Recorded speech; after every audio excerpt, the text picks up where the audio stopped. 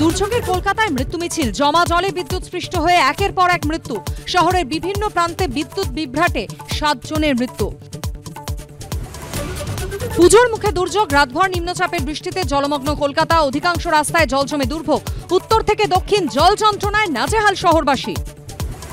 প্রবল বৃষ্টিতে ব্যাহত রেল পরিষেবা, শিয়ালদা দক্ষিণ শাখায় কার্যত বন্ধ ট্রেন, মেন লাইন বনগা শাখাতেও অনিয়মিত পরিষেবা, ব্যাহত মেট্রো উড়ানও।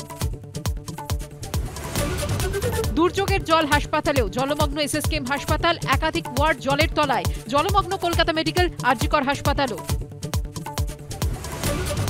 প্রাকৃতিক বিপর্যয়ের জের কলকাতা বিশ্ববিদ্যালয়ের আজকের সব পরীক্ষা স্থগিত, দিনক্ষণ পরে ঘোষণা হবে, জানালো বিশ্ববিদ্যালয় কর্তৃপক্ষ।